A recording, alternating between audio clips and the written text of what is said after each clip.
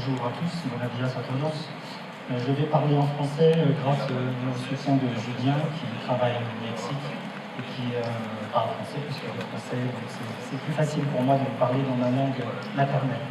Je voudrais tout d'abord remercier le CONACYT et le Mexique et bien sûr le planétarium de Torreón de cette invitation.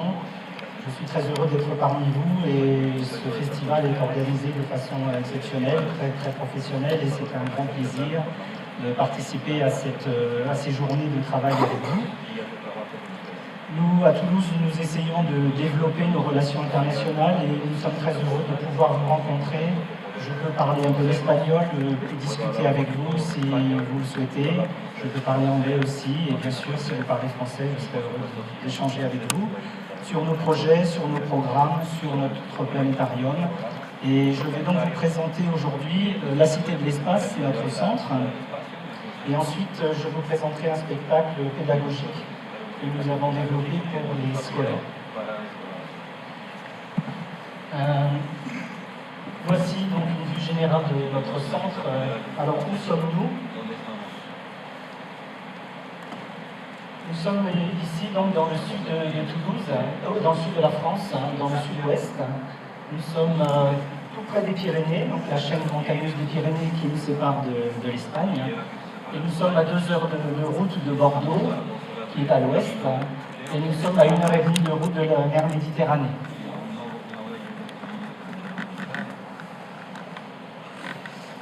Alors voici une vision générale de notre centre. Nous avons ouvert un jardin pour les enfants, un élément didactique, etc. Et puis nous avons donc différents bâtiments. Nous avons le bâtiment qui est situé au pied de la Ramance, dans ce bâtiment. Et puis le dernier élément du centre, qui a été ouvert en 2014, donc cette année, c'est un observatoire avec un coupole de 7,50 m de diamètre et un télescope de 16 pouces qui est à l'intérieur. Et vous voyez que dans le parc, il y a beaucoup d'objets spatiaux qui sont présentés. Nous avons des éléments du lanceur Ariane 1. Nous avons le satellite XMM pour observer en rayons X. Nous avons ici le satellite Soyuz, le vaisseau Soyuz, avec son module de transfert. Nous avons ici un gros satellite qu'on ne voit pas bien, qui est lié à l'observation de la Terre, ERS-2. Et nous avons des jardins avec une présentation du système solaire pour comparer la taille des planètes. Et ici, une autre galaxie, nous avons un jeu pour que les enfants recherchent où se trouve le système solaire. Nous proposons aussi à nos visiteurs beaucoup d'animations, lancer une fusée, monter à bord du Soyuz, le vrai vaisseau Soyuz que nous avons acheté aux Russes. Et nous proposons également des ateliers pédagogiques pour les scolaires, qui sont donc très appréciés par les enseignants. Alors, qui recevons-nous? Nous recevons par an 300 000 visiteurs environ. En 2013, nous avons reçu 304 456 visiteurs. Et nous recevons parmi eux 45 000 scolaires environ. Et vous voyez qu'au fil des années, il y a eu des périodes. Au fil des années, il y a eu des périodes plus difficiles. Après 2001 et après les attentats aux États-Unis, les groupes scolaires en sont beaucoup moins sortis. Il y avait des conditions de sécurité, des restrictions de visite. Et ensuite, surtout, comme nous avons relancé le bâtiment avec l'IMAX et le nouveau planétarium, nous avons pu voir une progression régulière de notre fréquentation. Et vous voyez que 68% de notre fréquentation vient des familles et donc des individuels, tandis que les scolaires ne représentent que 15% de nos visiteurs. Nous espérons donc pouvoir développer cette fréquentation scolaire. Et nous recevons environ 12% de visiteurs étrangers, donc qui viennent d'un peu partout dans le monde, principalement depuis l'Europe, mais également depuis les États-Unis. Je ne sais pas pour le Mexique, mais en tous les cas, vous êtes vraiment les bienvenus. Nous espérons vous recevoir un jour pour vous faire visiter notre centre. Oups. Voici une chose importante, c'est que nous avons refait complètement nos expositions permanentes entre 2009 et 2012 par section. Et à cette occasion, nous avons changé notre communication. Et notamment, nous communiquons sur le fait qu'à la Cité de l'Espace, nous pouvons vivre une expérience. Nous pouvons sauter sur la Lune, puisque nous avons une animation qui propose d'alléger le visiteur et de marcher comme s'il était sur la Lune. Ils peuvent découvrir notre pierre de Lune qui nous est prêtée par la NASA. Et c'est une grande chance, c'est une pierre qui vient de la mission Apollo 15.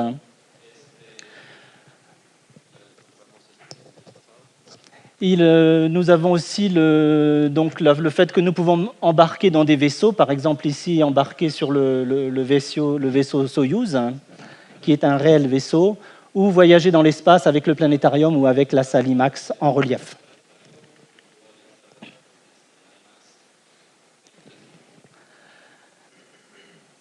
Voici une image de nos expositions permanentes. Nous avons complètement changé les expositions permanentes. Nous avions un cahier des charges de nos collègues du marketing qui était assez strict parce qu'ils nous demandaient d'être plus accessibles, d'être plus ludiques, de pouvoir faire travailler et jouer les visiteurs les uns avec les autres, d'être plus immersifs aussi dans notre visite, donc d'avoir une scénographie qui soit plus agréable pour les visiteurs. Et donc, nous avons travaillé dans ce sens. Et aujourd'hui, les expositions nous sommes contents parce qu'elles sont très appréciées par nos visiteurs, mais aussi par nos partenaires qui nous soutiennent, et notamment l'ensemble des industriels ou des agences spatiales. J'aurais dû commencer par vous dire que si la Cité de l'Espace existe à Toulouse, c'est que l'Agence spatiale française, le CNES, est majoritairement située dans notre ville depuis 1961. Seule la direction administrative est à Paris. Et nous avons également à Toulouse les acteurs majeurs de l'industrie spatiale avec Airbus Defence and Space, avec Thales Alenia Space. Et donc, nous avons des partenaires très forts qui nous soutiennent, et également des universitaires, puisque nous avons l'Observatoire Midi-Pyrénées, qui a de nombreux scientifiques qui travaillent avec nous pour développer des programmes.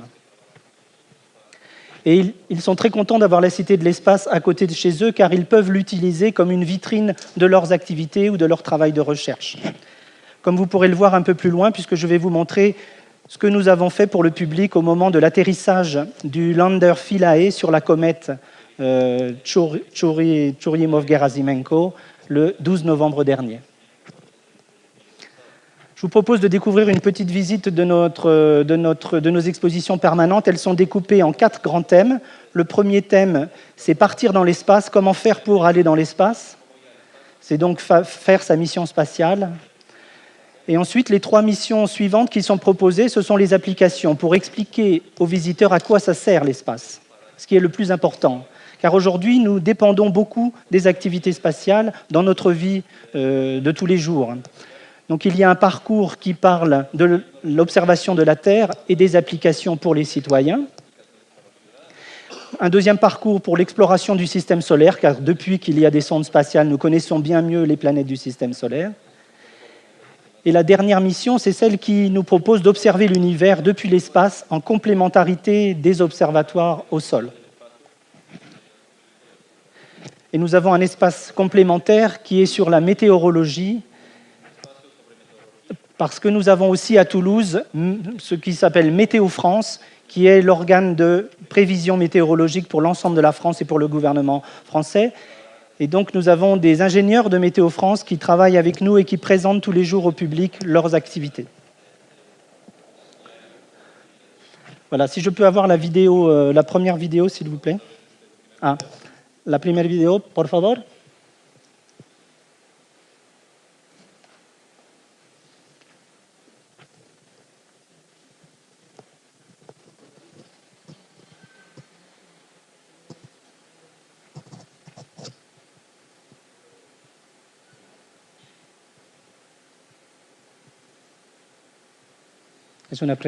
C'est une présentation rapide de nos différents parcours d'exposition qui doit durer 1 minute et demie.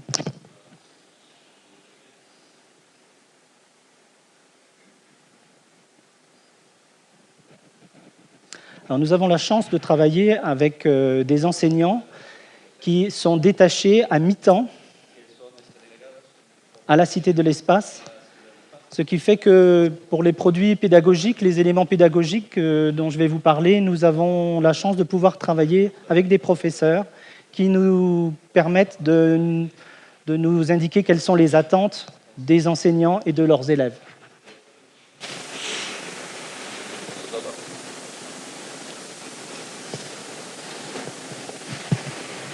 Ah.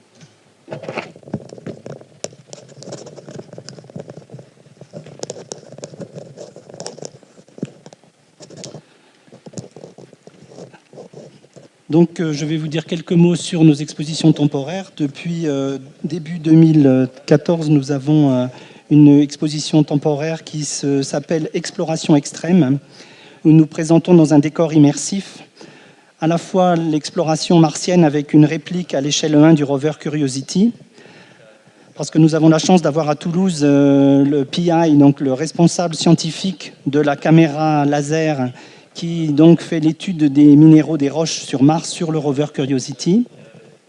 Et donc nous suivons la recherche que fait Curiosity, le rover, sur Mars en temps réel quasiment.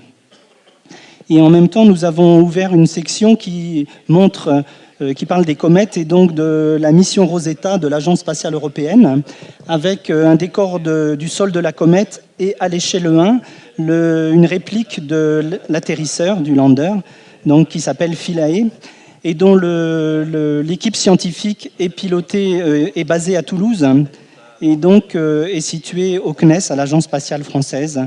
Et c'est là que les résultats scientifiques sont donc étudiés. Et je voudrais vous montrer une petite vidéo, donc une présentation du 12 novembre, le jour où Philae a atterri. Nous avons ouvert gratuitement notre centre au public et nous avons reçu 6200 personnes dans la journée. Nous avions mis des écrans partout dans notre centre, dans les halls, dans les écrans des salles, bien sûr, de spectacle, des salles de conférence. Et nous avions les télévisions et la presse dans l'exposition. Et toute la journée, nous avons fait une émission de télévision avec des directs avec l'Agence spatiale européenne. Et puis avec, bien sûr, le CNES, donc l'Agence spatiale française à Toulouse. Là, si je peux...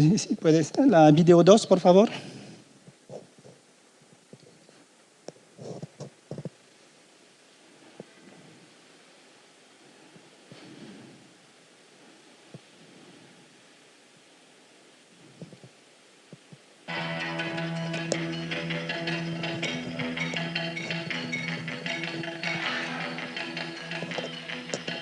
n'y a maintenant vu les zones pas down to the culvert. On doit s'y mesurer parce que tout le monde sait ici que ça le fait qu'on commencer.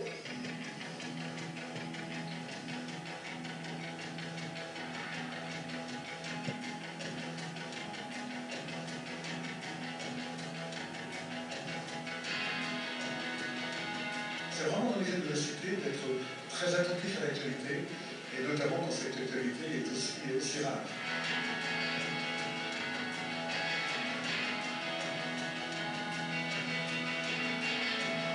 Venu ici pour la détente, pour une activité, on est à Carlos.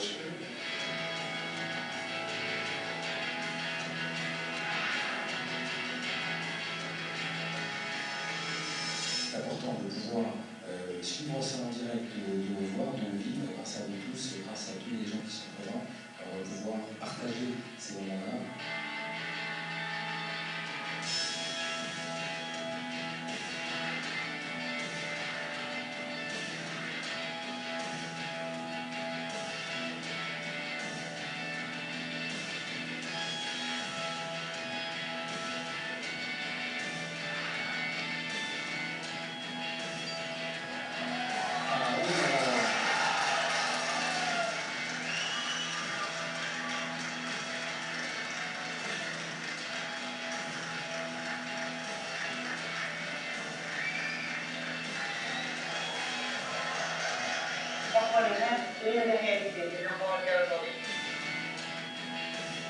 Ça vient après des années de travail de plusieurs centaines de personnes.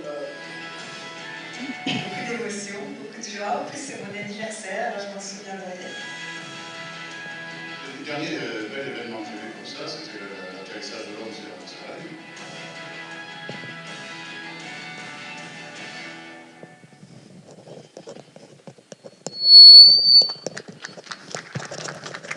Merci.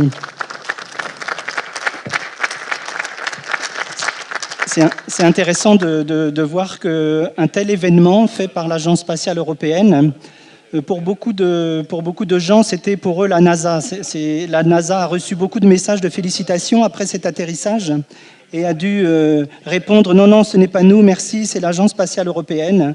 Nous allons leur transmettre vos félicitations. » Et c'est un problème parce que la NASA est très très forte pour communiquer, et dans le monde entier, en fait, tout le monde connaît la NASA, mais l'Agence spatiale européenne, la ESA, n'est pas aussi connue. Et ils travaillent en fait à aujourd'hui développer leur communication. Donc notre exposition va rester ouverte jusqu'à la fin 2015, puisque nous comptons suivre l'ensemble de l'actualité de cette mission, puisque la sonde est en orbite autour de la comète et elle va l'accompagner lors de son passage au plus près du Soleil, qui aura lieu à l'été prochain, donc au mois d'août prochain. Et ça sera intéressant de voir le dégazage de la comète et d'étudier vraiment très précisément cet objet que l'on ne connaît pas du tout, que l'on connaît très peu. Alors pour terminer, nous avons aussi donc des ateliers pédagogiques que nous venons de transformer complètement, et l'idée c'est de faire travailler les élèves par petits groupes et vraiment de faire des expériences. Ils ont un scénario en 1 heure, on leur pose une problématique. On leur dit par exemple, un atelier sur l'astronomie, il y a un objet qui s'approche, est-ce qu'il est dangereux ou non? C'est vous qui allez le définir et nous aider à trouver une solution si jamais il est dangereux. Et donc ils vont travailler sur différents éléments de cette enquête par petits groupes et ensuite échanger sur leurs résultats et trouver la solution. En fait, il ne s'agit pas d'un astéroïde dangereux, il s'agit d'une comète qui est en train de s'approcher mais qui va passer au loin. Et donc, ils finissent par découvrir ce que c'est qu'une comète, ce que c'est qu'un astéroïde, ce que sont les trajectoires, etc. Et c'est très interactif. Donc voici la coupole que nous avons ouverte au mois d'avril dernier, donc avec un télescope de 16 pouces MID, et puis des lunettes solaires pour observer le soleil en journée. Et bien sûr, nous pouvons observer le ciel la nuit lorsque nous faisons des événements comme la Nuit des Étoiles, où nous recevons environ 3000 personnes sur le site. Mais évidemment, à Toulouse, c'est comme dans les grandes villes mexicaines, le ciel n'est pas très bon, donc, mais nous pouvons quand même observer les planètes et les principales étoiles ou les principaux objets du ciel profond.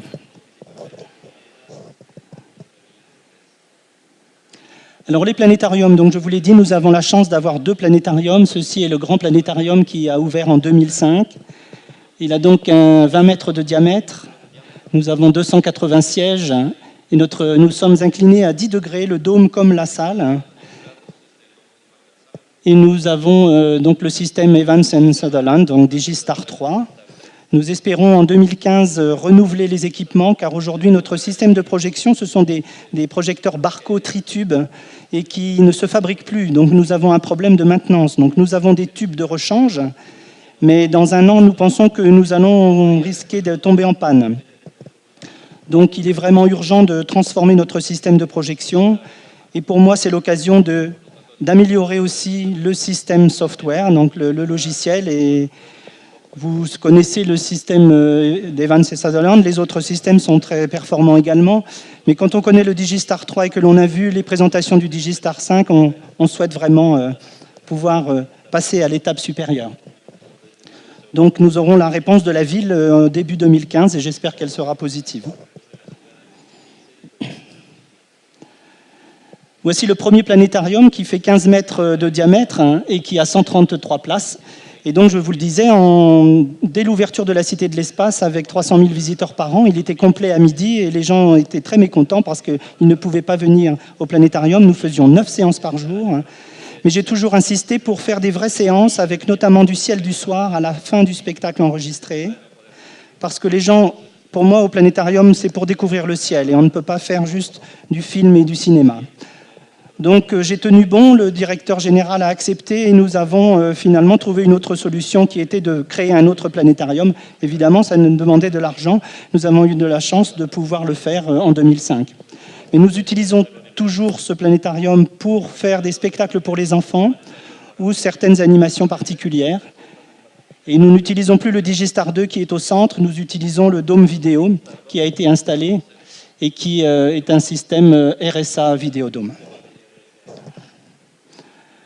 Nos spectacles, les spectacles que nous avons produits, alors nous avons un spectacle grand public qui s'appelle Le Voyageur de l'infini sur le sujet des catastrophes cosmiques. Nous avons un spectacle pour les tout petits de 3 à 6 ans pour découvrir les constellations. C'est un conte sous les étoiles. C'est un grand-père qui raconte le ciel à sa petite fille. Et ça dure 15 minutes, celui-là, c'est assez court. Nous avons un spectacle pédagogique enregistré pour les plus grands, pour les 8-12 ans, sur la Lune, et qui, en fait, raconte un peu les aventures d'un jeune garçon qui est amoureux d'une jeune fille, mais qui ne sait pas trop comment faire pour lui déclarer son amour. Et donc, son idée, c'est d'aller sur la Lune pour lui montrer qu'il est très fort. Et donc, voilà, il va... Je ne vous dis pas la fin du film, évidemment. Et voici les spectacles pédagogiques. Alors, le spectacle Destination Planète, qui est un spectacle pour le cycle 1, c'est-à-dire pour les jeunes élèves à l'école, pour découvrir le système solaire. Et notre objectif était de montrer aux élèves la différence entre ce que l'on voit à l'œil nu, ce que l'on voit à travers un télescope, et ce que nous montrent les sondes spatiales ou les télescopes qui sont en orbite autour de la Terre. Et donc, c'est un voyage dans le système solaire assez simple. Et je suis heureux aujourd'hui de pouvoir vous présenter ce film ici. Alors, je suis désolé, nous avions apporté une version espagnole, mais quand on la teste ici, il n'y a plus la musique autour, donc c'est un petit peu triste, un petit peu pauvre. Donc je vous propose d'écouter la version anglaise. Comme le sujet est très classique, je suis sûr que vous allez comprendre. Et cela vous permettra de découvrir comment sont faits nos spectacles. Une chose importante à savoir, c'est que ces spectacles sont faits en direct. Et ces programmes sont faits de séquences en temps réel et de séquences enregistrées que l'animateur lance au fur et à mesure de son discours avec une petite ambiance musicale qu'il peut piloter également en direct. Alors pour cette version que vous allez voir ici, c'est une version enregistrée. Nous l'avons faite il y a quelques années parce que ce spectacle, quand du grand public venait, était très populaire. Et donc nous avons eu besoin par moment de pouvoir le projeter sans animateur. Donc cette version existe. Mais vous verrez que pour certaines séquences, elles sont un petit peu datées au niveau de la réalité scientifique, notamment la séquence sur Mars. Mais bien sûr, dans la réalité, nous adaptons les séquences et si vous venez à Toulouse, vous verrez un spectacle un tout petit peu différent avec certaines séquences qui ont été bien sûr réactualisées. Nous avons un deuxième spectacle pédagogique qui s'appelle Des planètes aux galaxies pour le cycle 2, donc pour les plus grands, où on parle du système solaire et ensuite nous partons dans notre galaxie pour découvrir les objets de la galaxie, l'évolution des étoiles, puis ensuite nous quittons la galaxie pour découvrir l'évolution générale de l'univers. Les éléments de contenu de ces programmes ont été bien sûr travaillés avec les enseignants, comme je vous l'ai dit tout à l'heure. Voilà, merci beaucoup pour votre attention. J'espère que nous pourrons aussi, avant la fin du festival, voir les autres programmes, puisque j'ai apporté avec moi Opération Mathilda et le chasseur dans le ciel et le voyageur de l'infini. Mais nous avons un problème de bande-son, donc je ne suis pas sûr que nous pourrons vous les présenter. Mais j'espère que le premier programme pédagogique vous permettra d'avoir une idée de nos productions. Voilà, merci beaucoup de votre attention et nous allons passer à la projection du film.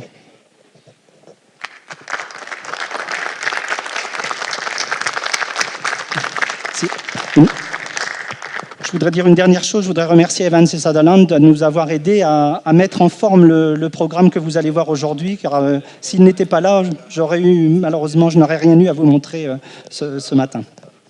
Merci beaucoup.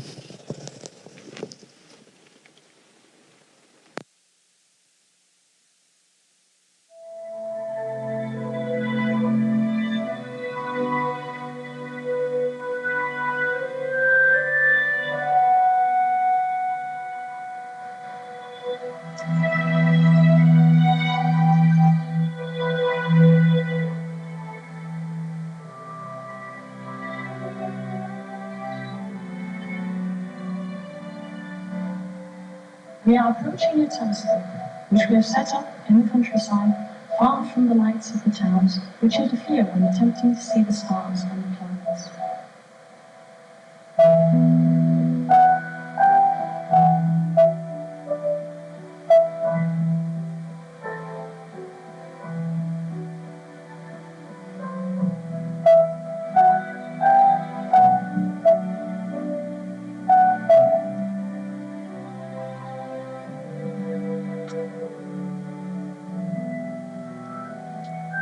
We astronomers, however, have even more powerful instruments for seeing the planets better, such as the Hubble Space Telescope, launched by the Space Shuttle in 1990, and which has ever since been orbiting around the Earth.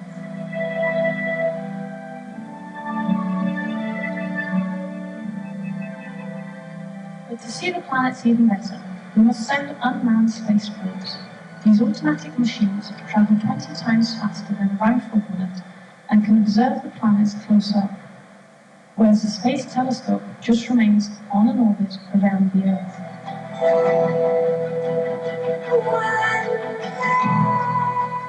When the probes arrive at their destination, they take images that are immediately transmitted back to Earth.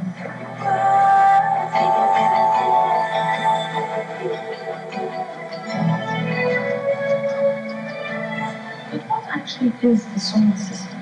It actually consists of a star, the Sun, around which 8 major planets orbit. The 4 planets closest to the Sun are rather small and rocky. These are called terrestrial planets. These are Mercury, Venus, Earth, and Mars.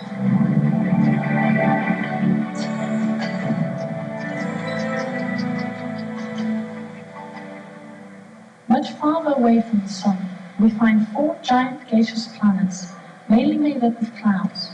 These are Jupiter, Saturn, Uranus, and Neptune.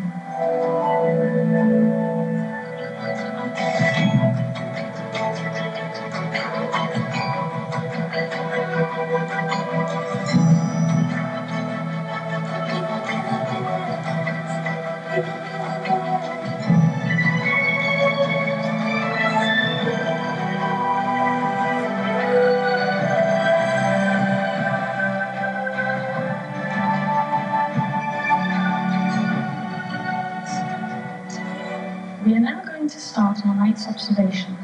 The sun is setting in the west. The moon has already risen, and then two brilliant heavenly bodies appear next to the moon. These are, in fact, two planets. When it is fully dark, we see the actual stars appear, which are often less bright than the planets. The planets are visible to the naked eye as rather bright bodies that do not twinkle, unlike the stars themselves, which twinkle. The brightest of these bodies, next to the moon, is Venus. The closest to the horizon is the planet Mercury.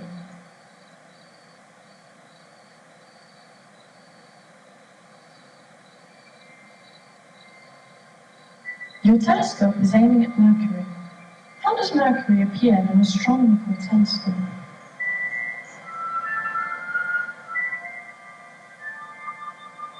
Better than with the naked eye, it appears as a small half-moon. One might notice that the image trembles slightly. This is due to the air above the telescope, which is agitated and hence blurs the images. Mercury is the closest planet to the Sun. It is also the smallest planet in the solar system, taking only 3 months to orbit the Sun. You would celebrate your birthday every 3 months on Mercury.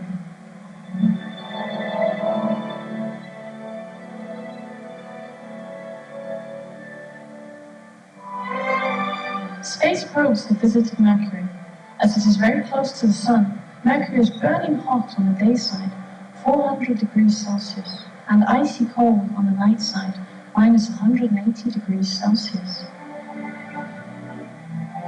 It is covered with craters formed by meteorites, reminding you a little of the Moon.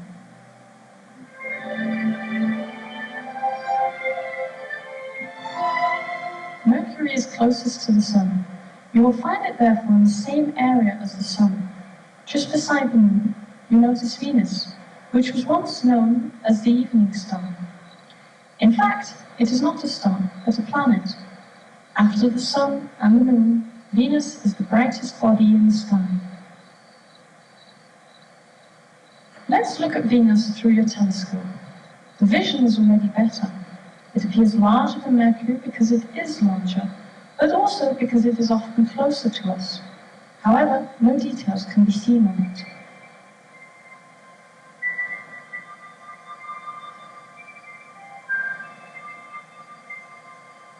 Fortunately, the Space Telescope orbiting the Earth has been pointed towards Venus.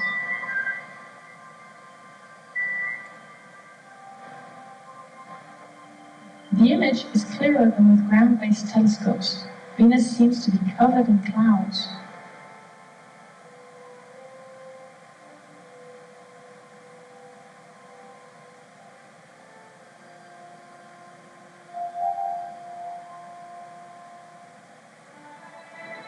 Venus is the second planet from the Sun. It is almost as large as the Earth and orbits the Sun within 8 months, as compared to 12 months for the Earth.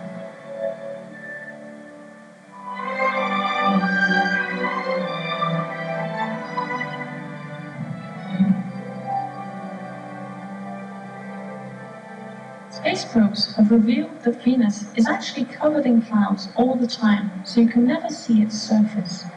These clouds are composed of CO2, the notorious carbon gas that traps heat from the Sun. This pressure cooker effect makes the planet the hottest in the solar system, with a temperature of 500 degrees Celsius.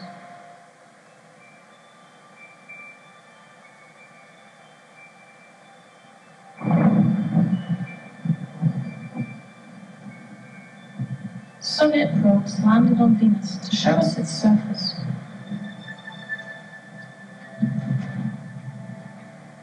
These probes did not survive more than 1 hour in this furnace.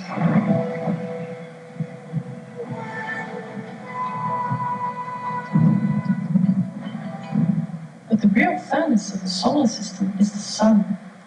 It is an enormous ball of gas with a temperature of 6,000 degrees Celsius at its surface, 15 million at its center.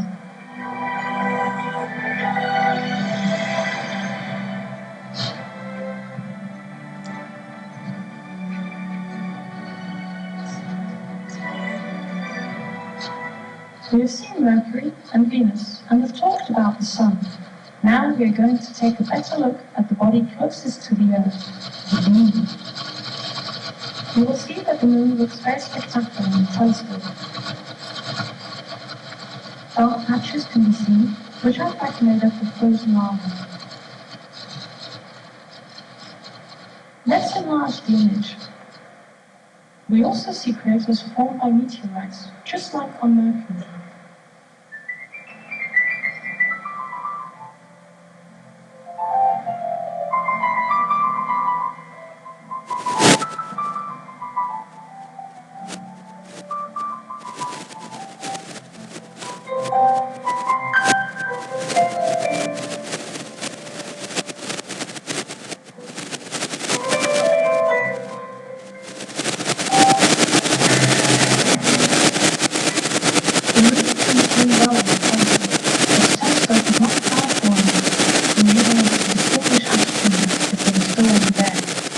Altogether, 12 American astronauts walked on the Moon nearly 40 years ago.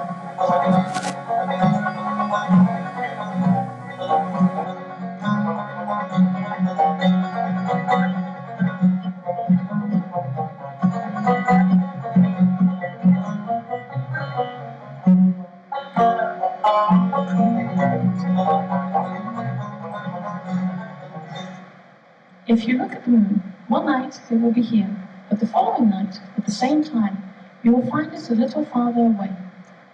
The day after that, it will be here.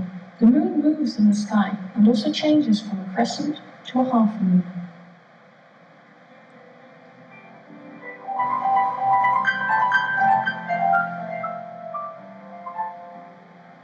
To understand the reasons for this, there is nothing better than a quick trip into space. The Moon orbits the Earth in 1 month, which explains why it moves in the sky. The Sun always lights up one half of the Moon. On this side of the Moon, it is daytime. On the other side, it is nighttime. As it travels around the Earth, the Moon shows us some well-lit areas and other shadowed areas. This is what changes its appearance when seen from the Earth. Let us return to Earth. We are going to let the Moon make a complete orbit around our planet. There, the Sun is behind us. It is full moon.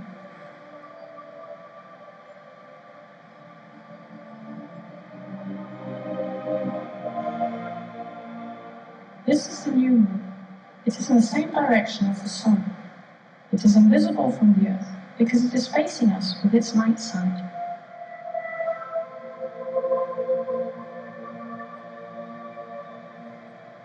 We cannot talk about the Moon without mentioning eclipses. An eclipse is the moment when the Earth, the Moon, and the Sun are perfectly aligned. Let's start with a solar eclipse. This only happens during a new moon, and is the moment when the Moon passes precisely between the Sun and the Earth.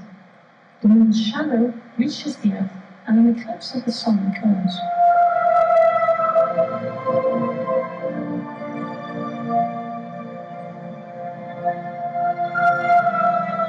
The Moon, situated 400,000 kilometers away from us, projects its shadow down to Earth.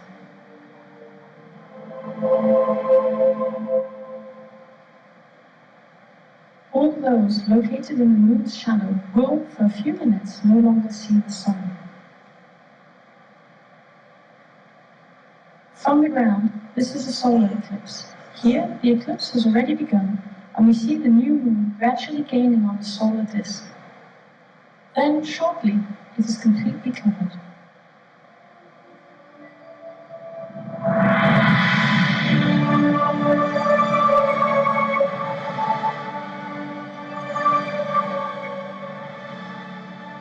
When the eclipse is total, night falls in broad daylight for a few minutes, and you can even see Venus in the sky.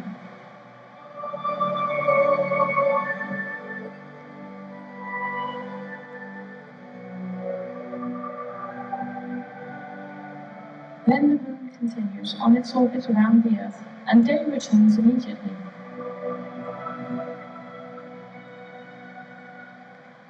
After the solar eclipse, here's the moon eclipse.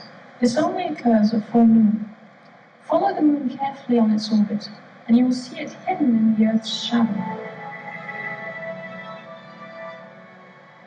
There it is. The moon then becomes far less bright, but the light from the sun will pass through the Earth's atmosphere. All this light is trapped by the atmosphere, except for the red rays, which can escape and reach the moon. The moon thus turns a dark red color.